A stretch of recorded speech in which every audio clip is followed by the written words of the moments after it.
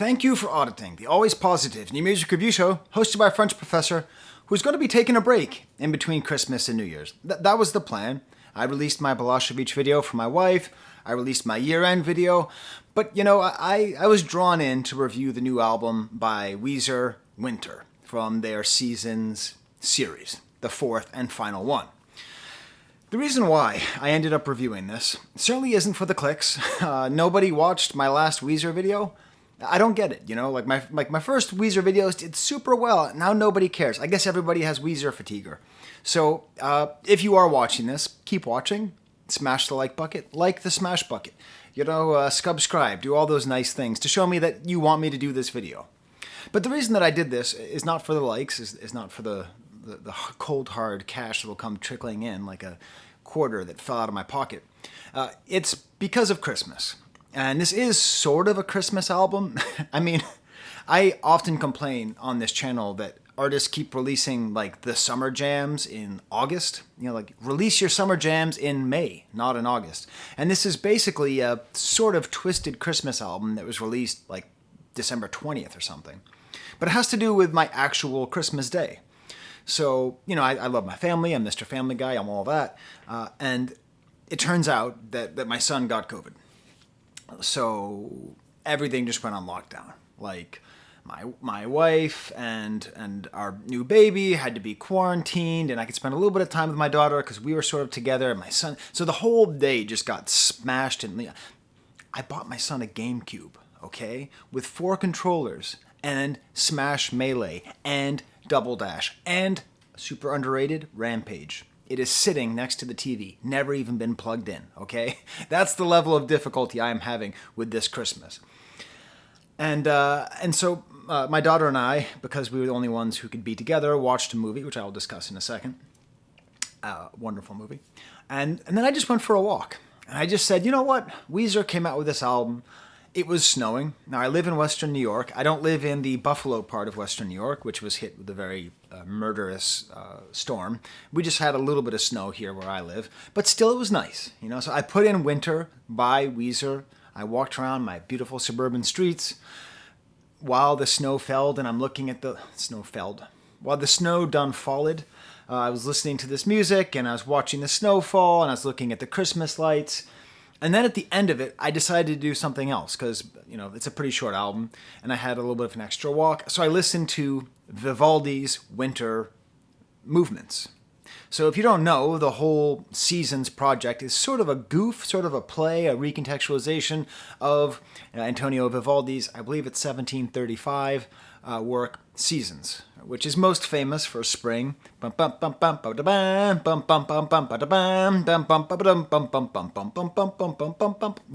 the song. And all the way throughout, there's been this sort of interplay. I was going to title this video, Is Weezer Better Than Vivaldi? Just to be a jerk, but oh my God. Have you heard Vivaldi's Winter? Now, listen, I inherited a ton of classical vinyl from my grandfather. Same grandfather who helped save the Ghent altarpiece in Belgium from the Nazis. He's one of the monuments men. And he had great taste, but he had like 4 copies of Vivaldi's Seasons. And me being a sort of contrarian, let's just call me a hipster douchebag, I was like, I'll save the other Vivaldi stuff, but we could just give away the Seasons. I've heard it enough. I haven't heard it enough. I'm not some expert on classical music. I don't know why I'm acting like such a snob. So I accidentally gave away like all 3 copies. I don't even have a copy of the Seasons anymore. I'll pick them up eventually. I end up gifting all of those records. I mean, that's fine. That's fine.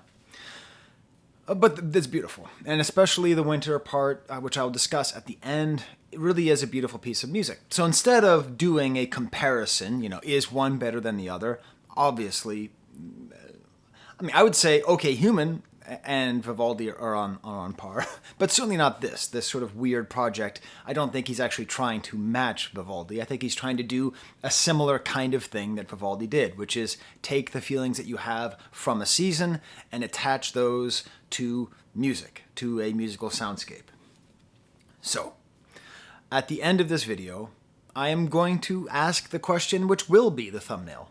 What does Weezer have to do with Vivaldi? Like, can we take this project, this particular one, and compare it to Vivaldi's Winter.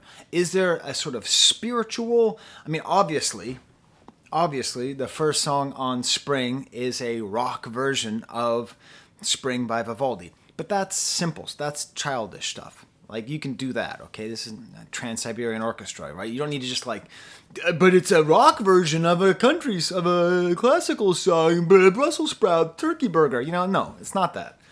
It's more of a spiritual thing. So I'll talk about that at the end. But let's get to a review of the album. And again, no one's watching this. Statistically, less than 1,000 people are going to watch this. So please stamp the like button. Speaking of a stamp, let's get to the first track of the album, my example song, also the first song. Click above Vivaldi, above the banana, to hear the song I Want a Dog. Hi, Toby. I have a dog. I have two. So, what was the movie that I watched? I watched what is certain to be a Christmas classic. I watched a movie called A Royal Corgi Christmas. A movie which was, I believe, created by a Hallmark title generator, a movie generator. I have never watched a Hallmark Christmas movie before, but my sister-in-law said that the lead actress looked just like my daughter, and I thought, why not? So I signed up on some fakakta streaming service, which I have to remember to cancel, just to watch one of these terrible, low-budget, terribly acted, weird, royal fantasy movies. It's terrible. It's terrible. It's not even like a lot of corgis. And there's a really funny thing where the male lead is wearing a really tight shirt and you see his nipples poking through his shirt, and I thought it was so funny. And I tried to rewind it, but the streaming service that I have, that I just subscribe to, doesn't allow rewinding, so I accidentally hit rewatch. So we watched it 1.5 times. That is way too much to watch Royal Corgi Christmas. But it did put me in the dog mood. Sorry, I'm trying to work out the sun is coming in through my what's that thing that's on the side of a house? Window. So it's interesting. I like this as an example song because it's sort of stilted. It's sort of choppy. And I think this whole album is kind of choppy. It's sort of like going through a bunch of different styles of Weezer music. Like, it starts off with this guitar and voice, and then there's basically 2 verses at once in the beginning, and on the second one, there's these beautiful strings. And then we have sort of a, I don't know, autopilot Weezer chorus.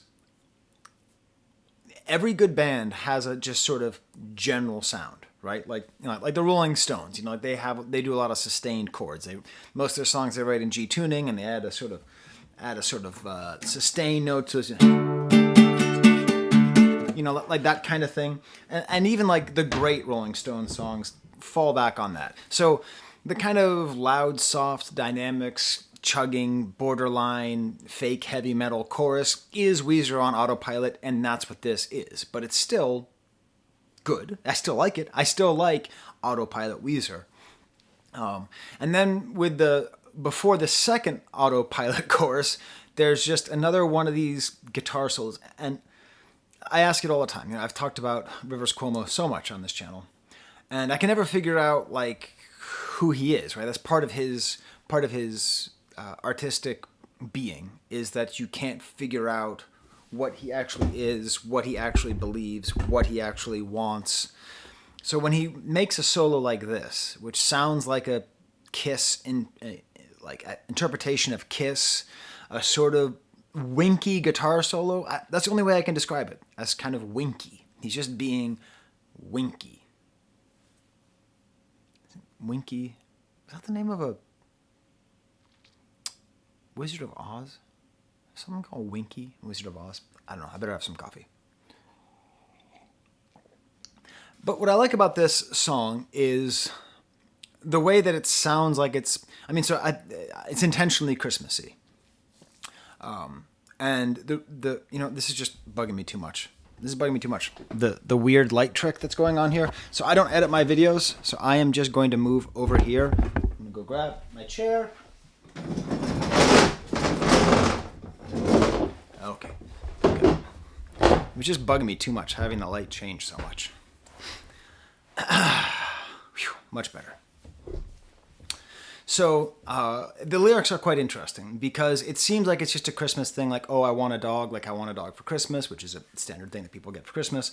But it actually gets deeper than that because it's sort of playing on this idea that a dog is your friend, that when you're lonely, you need a dog to help you feel good, you know? Like Toby over here, sometimes I feel bad, he's happy to see me, he always wags his tail, all that. But what's more interesting is that he's in this kind of like, oh, poor me mode. But it's clear that he is the person who's stopping himself from having these kinds of meaningful human relationships. So he is the problem. It's not that he needs a dog or that people aren't faithful to him. It's that, and this is true all the way throughout the album, he is incapable of accepting the kind of affection that would allow him to... Okay. This is why I don't have a script either. How am I trying to say this?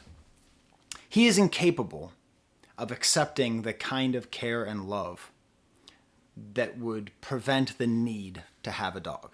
So his need for a dog is there because he is incapable of accepting love. Do you get that?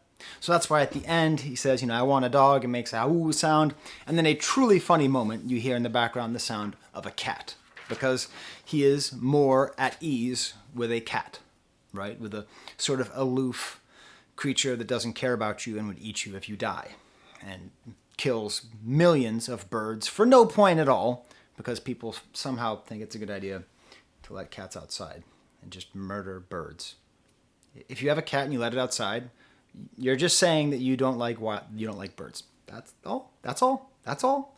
I'm not saying you shouldn't have a cat inside, but if you let a cat outside, you are saying, I want birds to die. Sorry. I'm a bird guy. I like birds and dogs. Not at the same time. You get to the next song, Iambic Pentameter. So here's the first question. Okay, so I like how Rivers Cuomo writes all these songs and has all these sort of knowingly pretentious references. So is this song in Iambic Pentameter? Pent means 5, so it's basically, if you don't know Iambic Pentameter is, and I am neither an expert on classical music nor am I an expert on poetry. Although I do teach poetry, I do study poetry, but I wouldn't consider myself an expert. But still, so we're talking about 5 sets of 2 syllables, so 10 syllables, so decasyllable, and goes short, long, short, long, short, long, short, long, short, long. Okay? Shall I compare thee to a summer's day? Day. Thou art more lovely and more temperate. Rough winds do shake the darling buds of May, and summer's lease hath all too short a date. Shakespeare. That was my poet name, Shakespeare. So is this song in Iambic Pentameter? Don't give up, darling. Don't give up on me. The first... All right, good. All right, the first line, there we are. Even if I kick and scream, I'm saying all that I can. I need someone to No. Nope. Not even close. Not even close. So the first line is in Iambic Pentameter. Toby, I wish I didn't have a dog who was about to bark. Knock it off, buddy. Knock it off. Down. That was dramatic. And also it's basically a waltz. And I think this is a goof because Iambic Pentameter is based on 5 and 10. How are you going to have singing to a waltz that would work with that? It just doesn't work. Again, more kind of stylistic shifts. Everything seems kind of chunked, each of the different parts ends up sort of different chunks of songs. A nice kind of pre-chorus, which I like here, these kind of crushing chords. And this whole chorus, I wish I could say it in Iambic Pentameter, improvise high notes like Thelonious when he's jamming it. This is cringe. Maybe. I can't tell. It's weird though, because saying that you wish that you could write it in Iambic Pentameter means that you wish that you could do something that requires a lot of thought and care. And then saying that you wish you could improvise like Thelonious Monk, the great jazz pianist, means the opposite, that you could just create something spontaneously that's beautiful. So while I just said that it was cringe, I actually don't think it is, because I think it's this expression that he has. He just wishes he could share his love and show his love to this person in a way that is either overworked or not worked at all, but is something blinding and beautiful, because all that we get is this. And I don't like commenting on mixing. I feel like that's, other music critics are better than I am at that, but I don't think the song's particularly well mixed. It's weird. It just sounds a little bit off to me.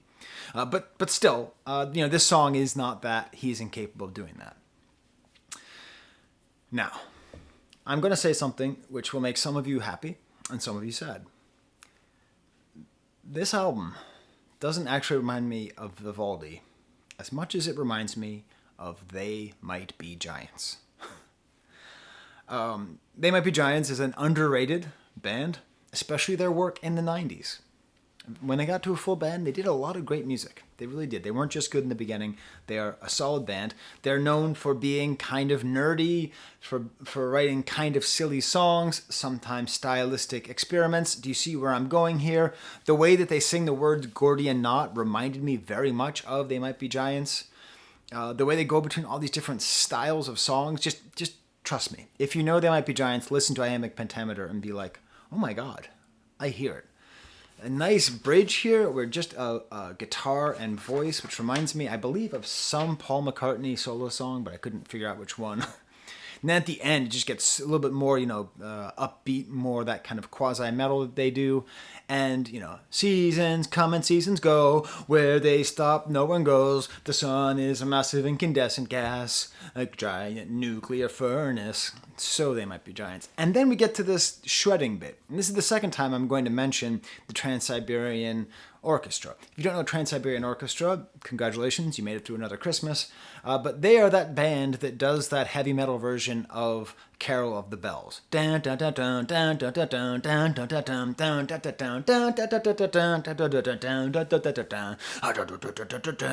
know that? That's how this sounds to me. Because the music sounds kind of Christmassy. There's violin. I think there's even some bells in the back. And it just has just so much going on here. This is a very bleak album. Thematically, I mean, it makes sense. It's winter, but it's super bleak. Trapped under the ice. Like talking about being trapped under the ice with this person. Like he wants to be understood. He wants to be loved. But he is the biggest obstacle to receiving love. That is always clear all the way throughout this album. Basketball. Second best song came out this year. That has the word basketball in it. Starts off with Jingle Bells again. Like the Jingle Bells are on the ones of 1, 2, 3, 4. It's shink, like this. Not much of a song here. It's more an excuse for great lyrics. Still, though, I like the chorus. And what's funny is that the bridge is actually the catchiest part. This kind of ooh, alley, oop, oop stuff here. But really, it's an excuse for the lyrics. So I'm going to talk about the lyrics and then tell you an amazing piece of Professor Sky lore. If you like Professor Sky lore, prepare to cry. This is I've been watching a lot of Charlie Brown lately, because Christmas. And, it's easy, especially when you're a sensitive suburban kid, which I was growing up, and which my kids are now. It's very easy to relate to Charlie Brown, to feel like you're never up to the task, like everyone's looking down on you. And this is a song of great suburban Charlie Brown pain. He's hiding underneath the bleachers in his parka because he doesn't want to have to play basketball because no one's going to pass to him. And what's great, he says, I don't want to go in, I won't make a difference, but he's also pleading to play basketball with someone. So it's like he doesn't want to be, the verse is about like his youthful failures and his shyness and his ineptness at sports. And then the chorus is about his adult difficulty in forming relationships. And he's talking about, I can't play basketball with myself. So he's trying to throw up the ball and then have it go through his arms, right?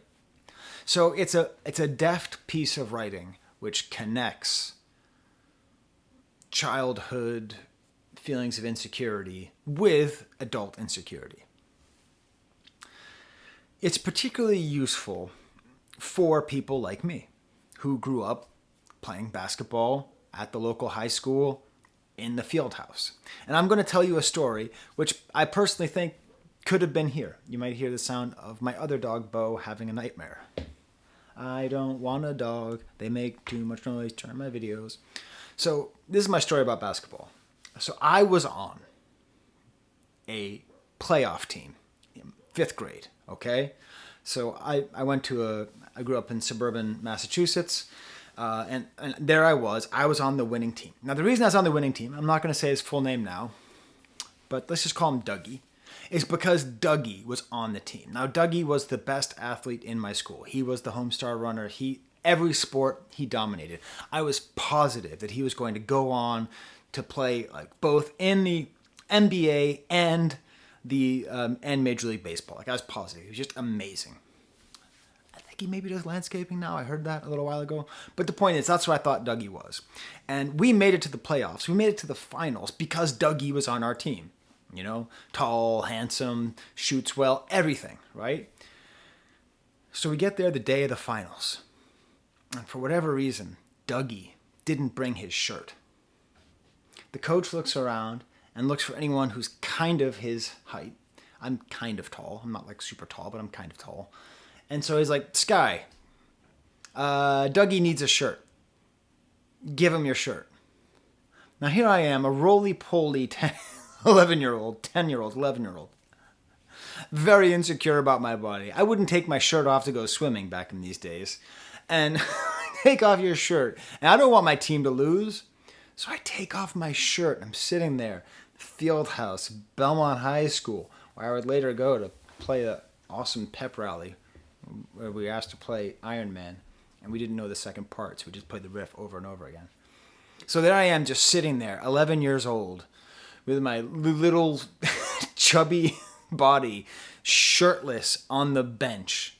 Well, everybody is there for the championship game, and of course Dougie has a great game, and of course we win. And there Dougie is celebrating, and everyone is shaking up soda and spraying it all over him in celebration, while I am there like Milton from Office Space. Excuse me, I believe you're wearing my Belmont youth basketball shirt. Excuse me, could you please refrain from having the soda poured in? But no one listened. The end of the game, he takes off his shirt, doesn't even say thanks, just chucks it at me. I put on the shirt, which was drenched from the dry soda of someone else's championship. And that was it. So that's my basketball story. So when he makes this song, I really relate to it. For you basketball fans, I was Jordan McRae. He's a player on the Cavaliers the year that they won. He played 4 minutes in the playoffs. It'd be like if LeBron lost his jersey and Jordan McRae had to give it to him. So it's great. A great song. I really like it. And then we get to the next song, Sheraton Commander. Oh my God. How much Massachusetts stuff are they going to throw on here? So the Sheraton Commander is a hotel in Harvard Square. And it's particularly evocative to me because in high school, you know, my friends and I were sober. So we had to find other ways to entertain ourselves and get drunk and get high. So we went to, I don't even know, somewhere in the suburb where I grew up in Belmont, there was like a golf course. I never paid attention to it. You know, no one in my family golfs. But during the summer, my friends and I would go there and we would roll down the hill like we were kids, you know, because it was a huge hill. And we just rolled down the hill. Now, it turns out most golf courses are fertilized with human excrement, which we didn't know at the time. So not the safest thing. But the other thing we do is we go to the top of the hill and we just get super dizzy and whip frisbees at each other. Okay? Telling you, don't do drugs, kids. You do much more interesting stuff. Get dizzy, whip frisbees as hard as we can at each other. But when you'd sit at the top of that hill and you look out over the skyline where Belmont is in relationship to Cambridge, you couldn't see much except for the neon sign that said Sheraton Commander. It's sort of the suburban equivalent of the Citgo sign, which is a sign that you can see by Fenway Park where the baseball games are. So, like, I had a very visceral reaction to seeing Sheraton Commander because I have seen that sign my whole life. So it's fun because he is having his own thoughts about it, right? I've talked many times on this channel how a friend of mine's mom gave Rivers Cuomo piano lessons when he was going to Harvard. He never paid her. But eventually he's going to see one of these videos. Pay her. Very unique last name. You can find her. Just saying. But still, it's interesting because, he had the success of the Blue Album, and he, lost his mind. I don't even really know what it is. And then he went to Harvard. And so, really, I just connect to this right away. And this whole thing is this, poetic, and it's actually in a bolero form. So if you know Ravel's Bolero, boom, bugga boom, boom, boom. I'm singing a lot today. Boom, boom, ba-dum, boom, do-do-do-do-do, do-do-do, do-do-do-do-do, dum, dum, dum, dum, dum, dum. And it's just one verse all the way through. And it's great because he's much like the previous song. He's using nostalgia, but not positively. He's actually realistic nostalgia. So he's not remembering when things were better. He's remembering when things were rough, when things were worse. He's remembering this tough time in his life. Oh, Sheraton, Commander, oh, how I long to be there, slow waltzing over the bridge, lost in this beautiful hymn. No, I'm not one of the kids where you are. George Washington, he took command at the foot of this tree. I took my pill, I've caught a chill. I've remembered these streets, but it doesn't mean what it used to me. That's it. Those are all the lyrics. There's different Harvard Square landmarks, like the bridge and the tree where George Washington apparently did something. But it's a beautiful poem, and I think it's maybe the best part of this entire 4-album series. I don't know. It's nice. It's an interesting idea. I like him pushing him. I like not being constrained. Okay, time to have the Weezer chorus. Sheraton Commander. It didn't have to do that. Just this one little poem. Next up is Dark Enough to See Stars, which starts off with Jingle Bells. It's a nice, fun Jingle Bell song about life being meaningless and just die. Just die. Ho, ho, ho. Die immediately. Ho, ho, ho. That's what this is. Feel free to sample that. Use that in your next Christmas song. Ho, ho, ho. Death is coming for you, but not soon enough. Ho, ho, ho, ho. Still got to give me the 2 mil. But it's nice, though. We had this acoustic guitar after blaring electric guitars. And just what I call just a goofy existentialism. Why was I ever born, and why did God make me? He must have been high when he dropped me down here. All of my neighbors have shut off their porch lights like smoke from chimneys. I'll soon disappear. Christmas time is near. Filled with cheer. Again, even the sound reminds me of that late era They Might Be Giants. It's dark enough to see the stars. I wonder who and where we are. Great kind of typical Weezer dynamics with the metal guitars on the second verse. Solitude is all I know. And as the years pass, it grows. Really, all the way throughout this album, it's very consistent. This is just someone in late middle age who is bitterly lonely and recognizes it's his own fault. By the end, we have this orgy of instruments. We have harmonicas, harmoniums, a theremin, a harpsichord, a banjo. I saw it in the credits. It said banjo. I don't believe it. The One That Got Away is a nice intro. Gets a little bit pedestrian with the second verse. And I think this is a song about his former bandmate. Because it says you look good and you still have a good head of hair. So The One That Got Away is usually about a romantic partner. But this feels like it's like seeing a friend or somebody from when he was younger, a male friend, and just thinking how they're gone. And again, it all fits into this whole theme of loss and loneliness and lying in the bed that he made, which is a term that he is going to use again on the next song. He has this tongue-in-cheek line. You've got someone to approve you. Good job. Way to go. And this is the poison pill of Rivers Cuomo's lyricism. Because it sounds tongue-in-cheek. It sounds pithy and you've got someone to approve you. Good job. Way to go. But actually, it's what he wants. That's why he wants a dog. That's why he wants a Toby. Toby. That's why he wants you. Because you always approve of me. He's approving back there. So he's saying it in a way that makes you think it's a joke. But it's not. It's serious. It is what he actually wants.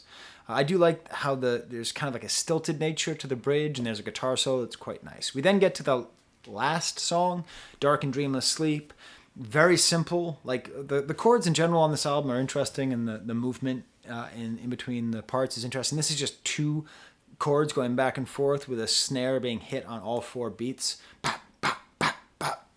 Another silly, serious song. La-di-da-di-da-di-da, I'm slipping into a deep and dreamless sleep.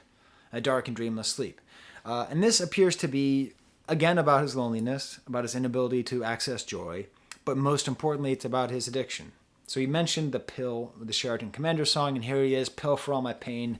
He talks about Can't Recall Saturday. Why don't we believe him? Do we? Do you believe that Rivers Cuomo has a crippling pill addiction? Tell me in the comments. Because he's telling us he does. That's what the song's about. Like taking these pills to have the dark and dreamless sleep. Don't forget, like what took Prince and Michael Jackson was propofol, right? Like the desire for that kind of deep sleep where you don't feel or see anything. I don't know if this is like something about maybe celebrities, maybe there's something very alluring to the idea of the peace and quiet of sleep. When you're famous enough, you spend your entire day just meeting people, right? Right? Every person who's ever met Paul McCartney remembers that day. How many people does he remember meeting, right? So maybe that's it. I don't know. A cute kind of bridge here where he starts to play a chord, an arpeggiated chord on a guitar, but there's these great strings underneath. Again, more Christmassy themes, how you loved your holidays, wrapped up toys. And the outro gets even more epic and Christmassy. There's like a children's chorus singing and jingle bells on the four notes. But again, it's a Christmas song about having a crippling pill addiction and being unable to sleep without taking downers. Ho, ho, ho! Life is meaningless. Then there's a bonus track, which I don't usually do bonus tracks because they aren't always on title. And this one wasn't on title, but I happened to find it. And this is amazing. This, can please, hey, Rivers Cuomo, after you pay your piano teacher, would you please do me the service of releasing demos? And hey, you Weezer heads, Weezer fanatics, Weezer duders, and dudetters, are these already available? Because this is a demo of him just writing a song. And this is my favorite track. I don't need the chugging guitars or the Kiss guitar solos or the dynamics or the movement. I just want Rivers Cuomo with this frail voice without, I suspect he uses auto-tune for most of his tracks, without the auto-tune. You even hear an alert sound on his phone. He's just playing this cool thing of doing like a root. See, and I left my guitar over there. Son of a... All right. So, like if you do kind of like a folksy thing, you can do like a...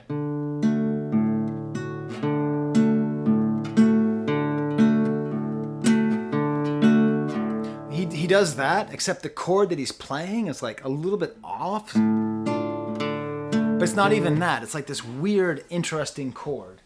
And he's singing over it. And just the glory of his songwriting is so clear and so interesting. And these lyrics, Jesus Christ begged for more. Isn't that what Christmas is for? Another bummer of a birthmark. How beautiful, just Christmas song. Why don't you get me? Like, is this Jesus saying, why don't you get me? Or is this him saying, why don't you get me, to the person who's not being a dog? Is this the Jesus blues? Is this a song from Jesus's perspective? I don't know. But it's great, and I love it, and I wish it was on the title version. So, what does this all have to do with Vivaldi? Again, if you've never heard it, I'm going to include links in the description. 3 different performances. The Winter section is only 10 minutes long total. I suggest you watch the first Voices of Music for the first movement. They have a very successful video on YouTube where they play it. And if you don't know this, you actually do know this. When you hear it, you'll recognize it. It's this really cool thing where these strings go like dun, dun, dun, dun, dun, dun, dun, dun, and then eventually the lead violin dun, dun, dun. Oh my God, it's amazing. It's this great stabbing quality. And this, I'm going to say, is there any correlation between Weezer and Vivaldi? Yes. They both know how to use interesting dynamics. They both know how to highlight melody. They both know how to build up. Especially in this point here where these other violins come in and it gets really discordant, but then it moves to another section with lots of resolution. So is there a similarity? Well, yes. There is a sort of dark, somber sadness to Vivaldi's Winter, which carries through, right? So that sort of general feeling, the feeling that I got listening to Weezer's Winter is very similar to the feeling that I get listening to Vivaldi's Winter. Now, I take the second movement. For that, I suggest you watch Iona Brown and the Los Angeles Chamber Orchestra. It's a very pared down version with just a violin and a harpsichord. And here it's just that aching quality, which sometimes Weezer gets, and a couple times on this album he's able to get, like on a song like Basketball. Just aching and gorgeous and just such a nice melody. But it's with the third movement, and I'm using a version from Adrian Chandler, I'm going to send you to, which I think is where I see the similarity the most. And I guess I see this in the first movement too. It's a pairing of these two words, sad and sharp. So usually sadness is drawn out. Like the way that you communicate sadness is by making everything legato. Why am I talking like Polly Shop? Oh, okay. That's the way you make Eeyore talk sad. Eeyore does not talk like this. Eeyore is not, okay? So the ability to communicate sadness with sharp sounds. When I go back and I think about what Rivers and the gang are doing on this album, I feel a lot of that sharp sadness, which is the same thing I hear in Vivaldi. But again, I'm not an expert on Vivaldi. I'm not an expert on classical music or Baroque music or whatever the hell kind of music that's played by them violins things. But that's the best that I could do, listening to them back and forth. And if you haven't had a chance to listen to Winter in the Winter, just do it. I know it's cheesy, but so what? When I was in high school, it was the first time I tried to get into classical music. And so I bought Harman von Karajan's versions of all of Beethoven's symphonies. And I showed it to my dad, and he probably doesn't remember saying this. He picks it up and he says, "I think it's great that you don't know how cliche this is." And then he gives it back to me. "Look, Pa, I'm into some cool new music." I think it's great that you don't know how cliche this is. Oh, man. I say stuff like that to my kids sometimes. It's, you don't remember these things when you're a dad, but you remember them when you're a son. I want to thank all these people. One of these folks actually is jumping on to the box set up there. Rod, who I think is, I think Rod's over here. But Rod just jumped up to the box set. So he's going to get to request an album, and I'm going to review it and release it privately for all my Patreons. You can do the same thing. All right, there's the camera for my dogs. Toby, you want to come say hi? No, he doesn't. There's the camera.